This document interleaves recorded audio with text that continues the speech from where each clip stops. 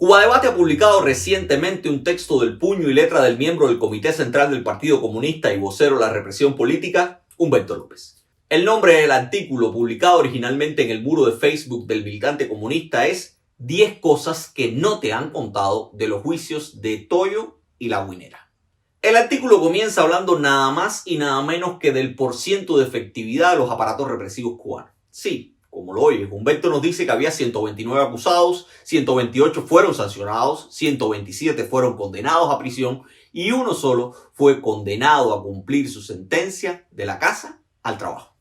¡Qué eficiencia! ¡Qué orgullo poder afirmar que el 99% de los manifestantes son culpables y requieren pasar muchos años en una prisión cubana para expiar sus pecados!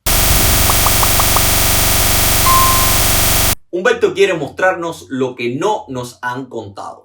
Pero en su defensa de la propaganda lo único que hace es mentir y manipular omitiendo información que es trascendental. Información que demuestra, por ejemplo, que si sumamos todas las condenas impuestas a los manifestantes de Toyo y La Guinera, podemos decir que se repartieron entre 129 acusados un total de casi 2.000 años de prisión. Un total que deja un promedio nada despreciable de aproximadamente 15 años de cárcel para cada uno de los sancionados. Los mismos 15 años que son la condena máxima imponible a quien cometa un homicidio en Cuba. Pero claro, para Humberto eso parece que no es nada. La primera cosa que Humberto dice que nadie nos ha contado sobre los juicios tiene que ver con las pruebas. El Humbe nos dice que existían todas las pruebas necesarias para sancionar a los manifestantes y que esas pruebas se practicaron en el juicio con la participación de los abogados y la fiscalía y que allí se produjo un debate cuyo resultado fueron las conclusiones a las que arribara el tribunal. Faltara más, hombre. Un acto de justicia en el que no existan pruebas y no se discuta no es un juicio, es un performance. Leyendo esa obviedad, cualquiera pudiera preguntarse: ¿pero a quién se le ocurre que en el siglo XXI alguien puede ser sancionado sin juicio, sin pruebas y sin que un abogado pueda defender al acusado y contradecir las pruebas que la fiscalía ha presentado en su contra?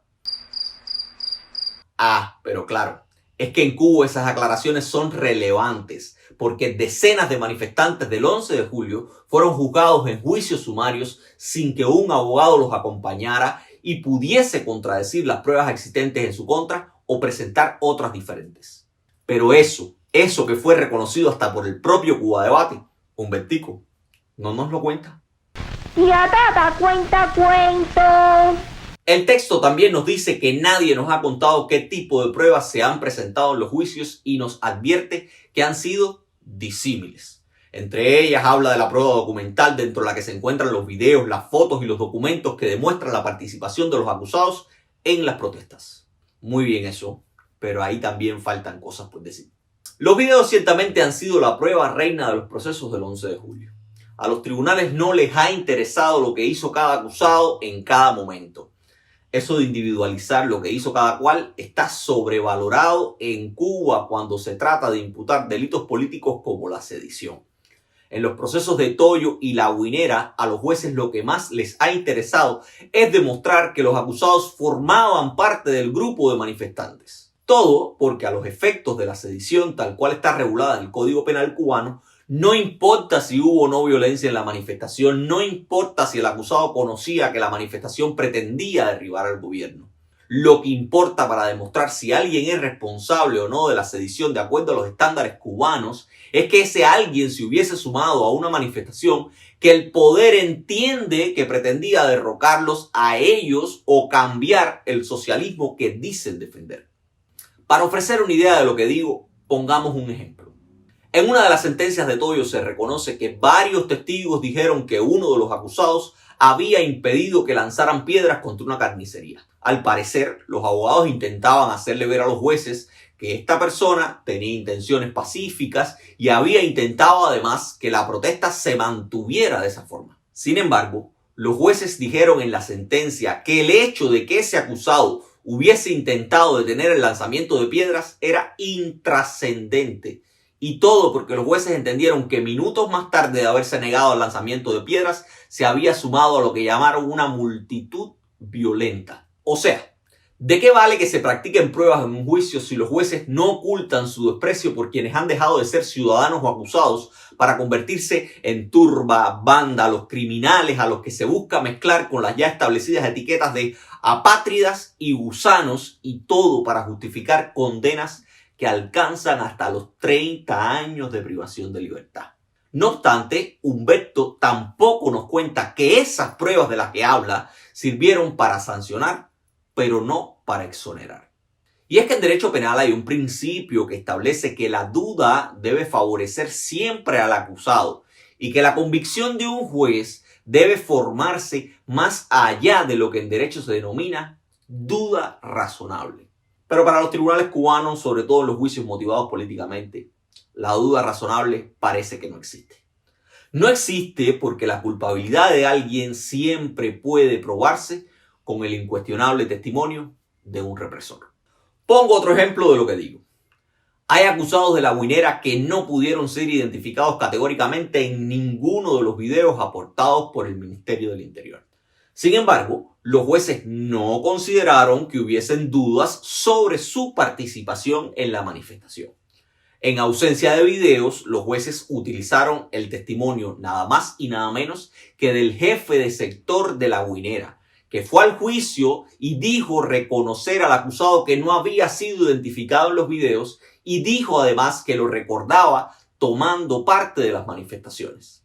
Ante la falta de una evidencia en video, la inocencia del acusado se destruyó exclusivamente con el criterio de un miembro del organismo que impulsó la investigación y que responde a los intereses del Estado y la clase política que se vio amenazada con los sucesos del 11J.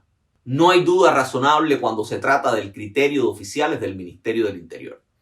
Oficiales cuya opinión es incuestionable para los jueces cubanos y sirve de sustento suficiente para enviar a un acusado 16 años a una prisión.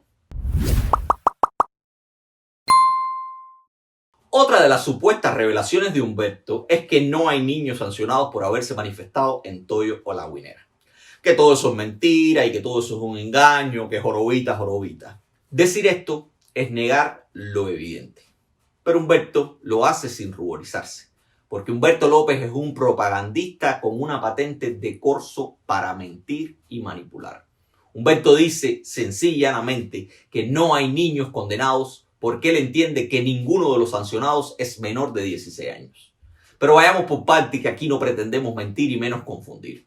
Lo primero es que la visión de Humberto sobre lo que es un niño o una niña es una visión muy particular y utilitaria.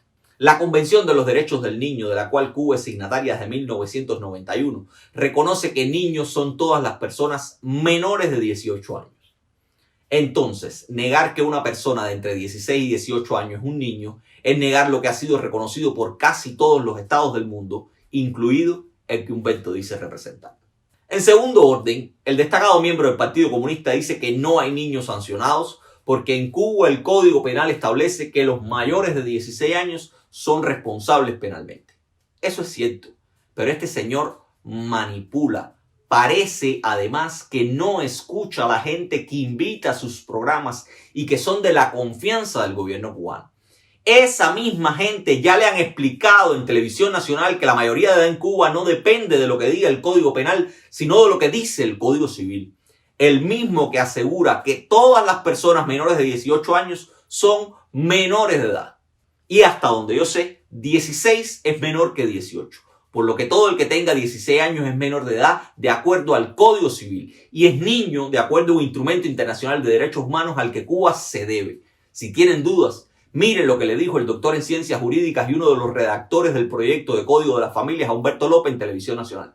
No se puede olvidar que es el derecho civil y es el Código Civil, no el Código de las Familias. Es el Código Civil el que establece que la mayoría de edad se adquiere a los 18 años. Además, es una vil mentira y un juego con eufemismos decir que en Cuba no hay niños sancionados por las protestas del 11J. Puede que no existan menores de 16 años que no hayan sido presentados a los tribunales, pero juzgados y sancionados son dos cosas diferentes. Hay niños de menos de 16 años que no han sido sancionados por un juez, pero sí por oficiales del Ministerio del Interior por participar en las protestas. niños de 12 y 13 años que han sido internados obligatoriamente en lo que comúnmente se conocen como escuelas de conducta, que no son más que centros educacionales controlados por el Ministerio del Interior. Son niños que por haberse visto envueltos de alguna forma en las protestas fueron sancionados a pasar un año entero en uno de esos centros. Si tanto les molesta que les digan que hay niños sancionados y que hay menores de edad sancionados como resultado de las protestas, libérenlos. No digan que son desvinculados, no digan que tienen mala conducta social y que no estudian para justificar las condenas que les están imponiendo. No maticen lo que no admite tonalidades. Tienen a niños presos por razones políticas. Y lo peor de todo es que los han sentenciado a penas que son bochornosas. Brandon David Becerra tiene 17 años y ha sido condenado a pasar 13 años en prisión. Brian Piloto tiene 16 años y ha sido condenado a 10 años de prisión. Lázaro Noel Urgellé Fajardo tiene 16 años y ha sido condenado a pasar 14 años de la vida que tiene por delante en prisión. Esto no solo es doloroso, es inhumano, es injusto y es una vergüenza. Para todos.